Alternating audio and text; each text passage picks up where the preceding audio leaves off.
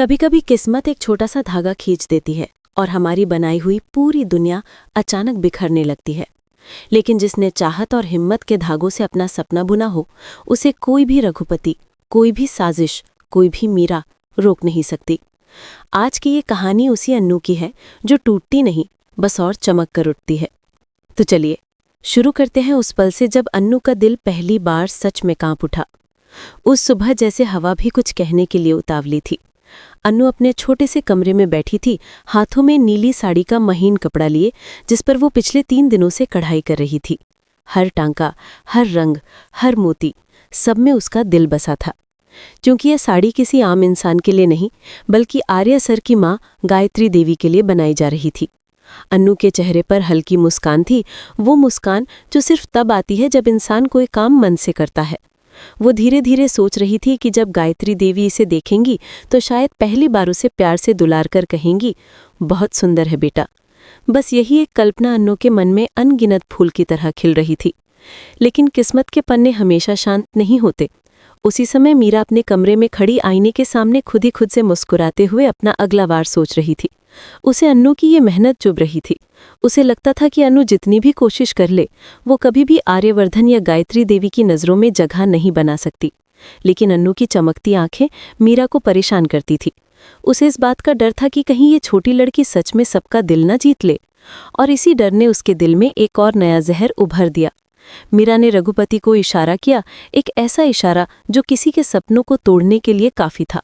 रघुपति, जिसे मीरा का हर आदेश किसी कानून की तरह लगता था, अन्नू के कमरे की तरफ बढ़ गया। अन्नू उस समय कुछ देर के लिए बाहर गई हुई थी, गायत्री देवी के लिए मोतियों का दूसरा पैकेट लेने।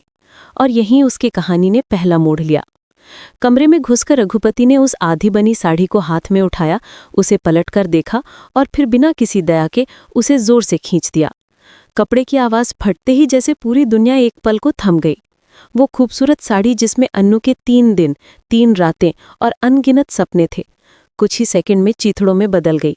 रघुपति सिर्फ मुस्कुराया और साड़ी को फर्श पर फेंककर चला गया, जैसे किसी का दिल तोड़ना उसके लिए सिर्फ सुबह की चाय जितना आसान था।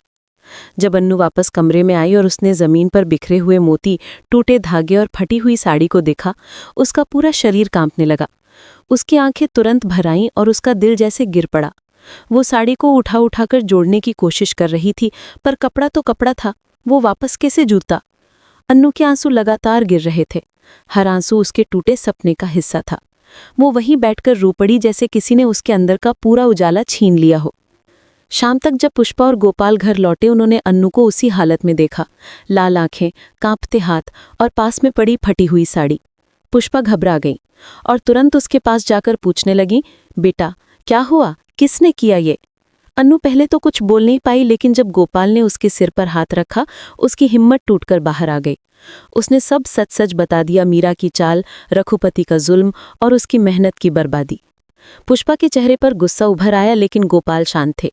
उन्होंने अन्नू के आंसू पोंछते हुए कहा, अरे पगली, तुम इतनी छोटी सी परेशानी में क्यों टूट रही हो? अगर वो साड़ी फट गई तो शायद भगवान की यही मर्जी हो कि तुम उससे भी बेहतर कुछ बनाओ। बेटा, तुम्हारी हिम्मत ही तुम्हारी सबसे बड़ी ताकत है। तुम में वो कला है जो किसी में नहीं। अगर एक साड़ी न रही तो दूसरी बना लो, और क्या पता वो दूसरी साड़ी नहीं बल्कि उससे भी खास कोई गिफ्ट बनाकर तुम सबके दिलों में अपनी जगह और पक्की कर लो। अन्नू ने आंसू पोंछे। उसकी सांसें अभी भी भारी थीं, पर गोपाल की बातों ने उसके मन में एक छोटी सी लौ जला दी, उम्मीद की। उसने धीरे से सिर हिलाया। हाँ, मैं कर सकती हूँ। ये कहते समय उसकी आवाज़ कमज़ोर थी, लेकिन इरादा मजबूत। रात होते तक अनु अपने काम में लग चुकी थी। इस बार साड़ी नहीं, कुछ अलग, कुछ अनोखा, कुछ ऐसा जो गायत्री देवी को हमेशा याद रहे। उसने अपने पुराने कपड़ों से मिला जुलाकर कुछ खास बनाना शुरू किया। मोतियाँ, रेशमी धागे, चांदी की किनारी, हर चीज़ उसे ऐसे जुड़ रही थी जैसे भगवान खुद उसे मदद कर रहे हों। उसका छोटा सा कमरा पूरी रात टिमटिमाती रोशनी और चुपचाप बहती मेहनत का संसार बना रहा। सुबह जब वो अपना गिफ्ट लेकर निकलने लगी, तभी पुष्पा ने उत्सुकता से कहा, अरे बेटा, जरा हमें भी दिखा दो क्या बनाया है। कल कितना रो रही थी, आज देख तो लें कि क्या नया चमत्कार कर दिया तुमने। अन्नू तुरंत पीछे हट गई। उसने मुस्कुराया और सिर हिलाते हुए कहा, नहीं मम्मी, ये बहुत खास है। इसे सबसे पहले सिर्फ आर्या सर की माँ ही देखेंगी। मैंने इसे बहुत प्यार से बनाया है। उसकी आंखों में चमक थी, वही चमक जो सिर्फ मेहनत और सच्ची नीयत से आती है। पुष्पा मुस्कुरा दी। ठीक है बेटा, जाओ, भगवान तुम्हारा भला करे। अन्नू गिफ्ट लेकर धीरे धीरे गायत्री देवी के घर की तरफ बढ़ी। उसकी उंगलियां गिफ्ट के पैकेट को कसकर पकड़े थी जैसे वो उसकी आत्मा हो। रास्ते में उसे बार बार अपनी फटी साड़ी याद आ रही थी, पर साथ ही गोपाल की बातें भी, तुम बहुत होनहार हो, और यही सोचकर वो आगे बढ़ती गई। उधर मीरा अपने कमरे में बैठी थी, पूरी तरह आश्वस्त कि उसने अन्नू का प्लान खराब कर दिया है। उसे लगा था कि आज अन्नू शर्म से सिर झुका लेगी, आर्या सर के सामने भी और गायत्री देवी के सामने भी। मीरा का विश्वास इतना पक्का था कि उसने पल भर के लिए भी सोचा नहीं कि अन्नू इतनी जल्दी उभर कर फिर से चमक सकती है। लेकिन असली कहानी वहीं होती है जहां इंसान उम्मीद छोड़ने से इनकार कर दे। और इस नई उम्मीद के साथ अन्नू गायत्री देवी के दरवाजे पर पहुंची, दिल तेज तेज धड़कता हुआ, लेकिन हिम्मत उसके कदमों में बसी हुई थी। दरवाजे के सामने खड़ी अन्नू की सांसें जैसे अटक गई थी।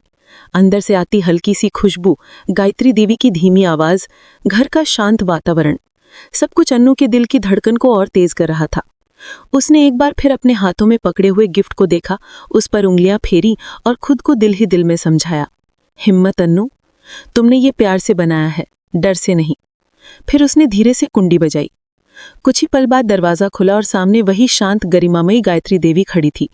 उनकी आंखें हमेशा की तरह सधी हुई, चेहरे पर हल्की सी मुस्कान।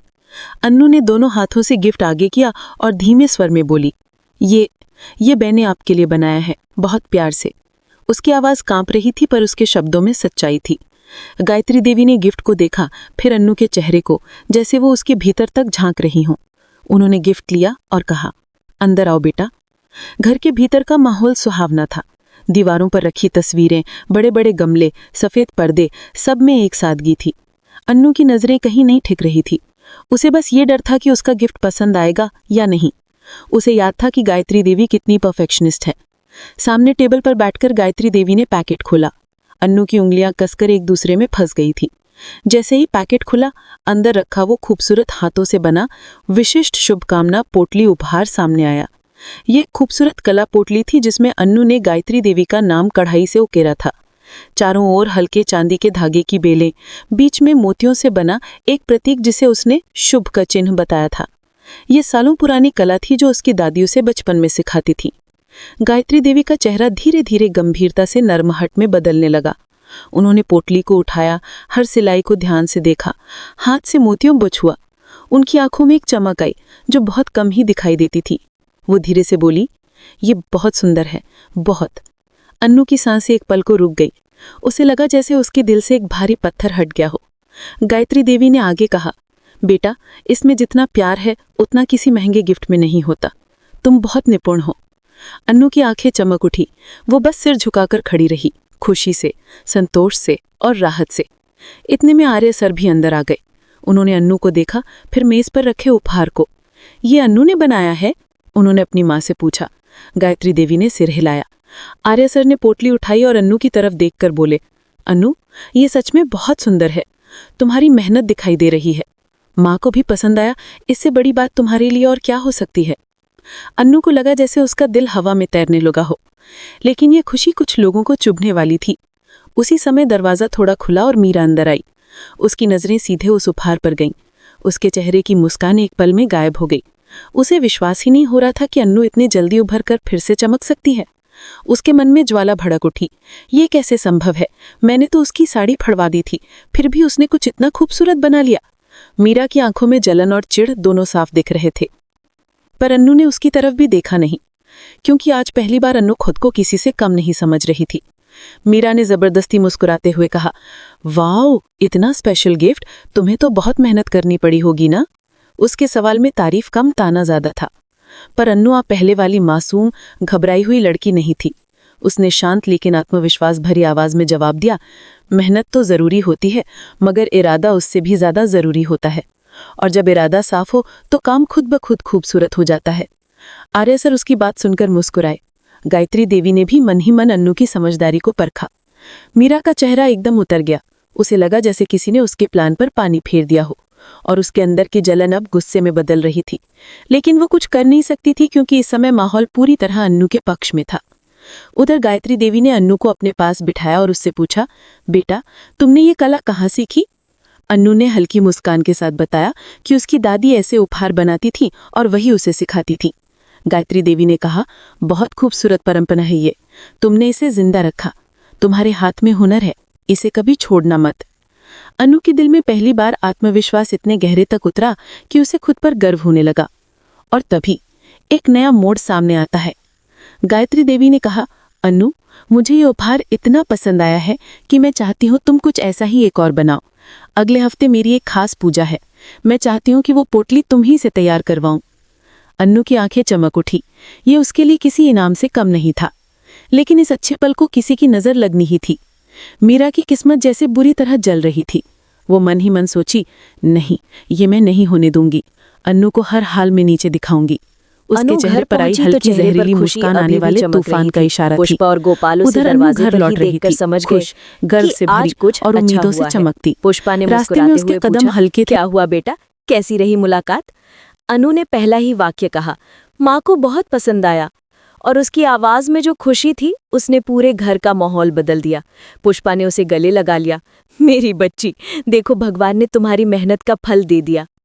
गोपाल ने भी गर्व से उसे देखा। मैंने कहा था ना बेटा, सच्ची नीयत से किया काम कभी बेकार नहीं जाता। लेकिन जिस समय घर में ये खुशी थी, उस समय कहीं और तूफान उठ रहा था। मीरा अपने कमरे में इधर उधर चल रही थी। उसकी आंखों में आग थी। उसके लिए अनु की खुशी किसी थप्पड़ से कम नहीं थी। उसने सोचा था कि फटी साड़ी ने अनु की उम्मीदों का अंत कर दिया होगा, लेकिन हुआ उल्टा। अनु पहले से भी ज्यादा चमककर सामने आ गई। मीरा की ईर्ष्या अब जहरीली हो चुकी थी, और जब ईर्ष्या जहर बन जाए तो इंसान खुद को भी नुकसान पहुंचाने से नहीं डरता।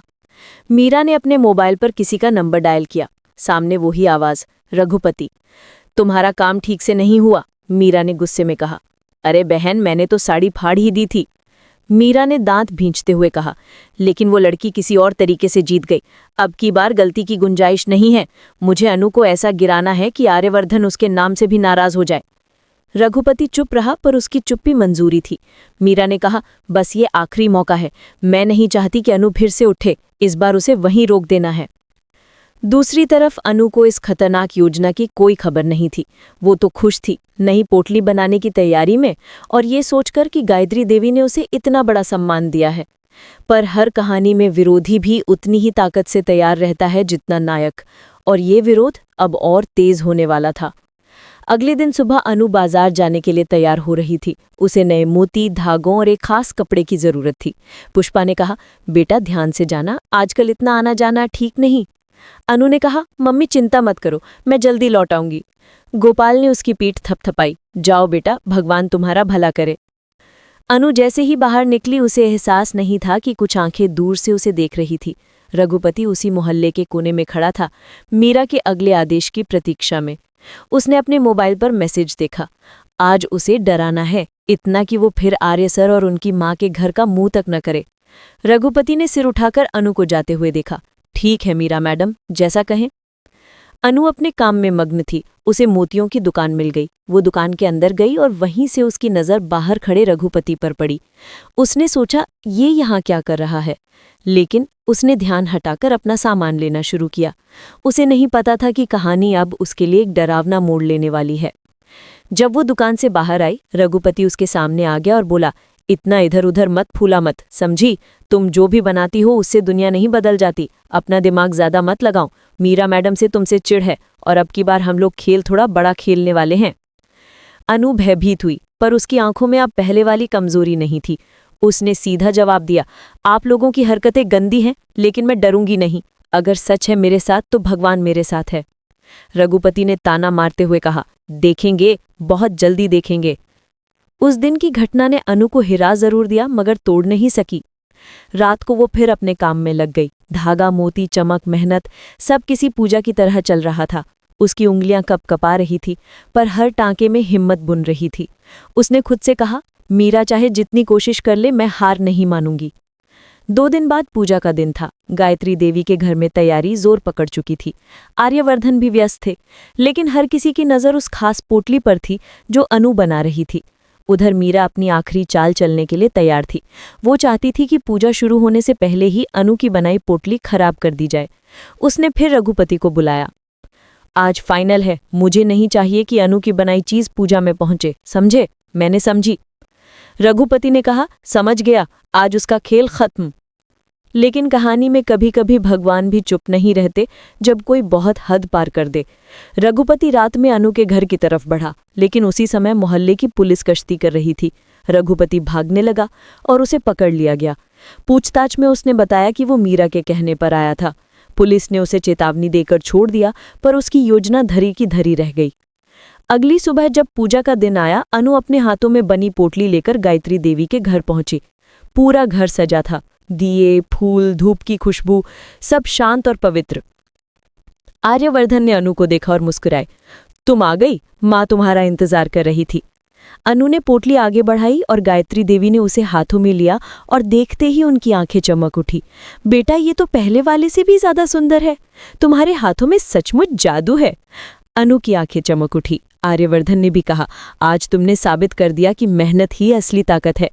मीरा दूर से ये सब देख रही थी। उसकी आंखों में पराजय की कड़वाहट तैर रही थी।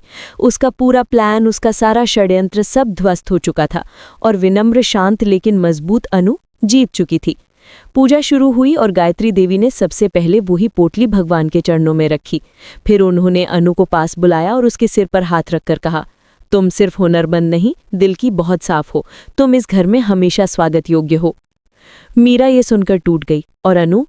उसकी आंखों में चमक, दिल में हिम्मत और चेहरे पर विनम्र मुस्कान थी। उसने आज सिर्फ एक गिफ्ट नहीं दिया था, उसने खुद को साबित किया था। और कहानी यही कहती है कि मेहनत और सच्चाई हमेशा जीतती है, और जो लोग साजिशें करते हैं उनकी योजनाएं खुद उन पर ही टूट कर गिरती हैं। आज अनु ने अपने सपनों का नया अध्याय लिख दिया था और आगे की कहानी अब उसकी नई उड़ान की है।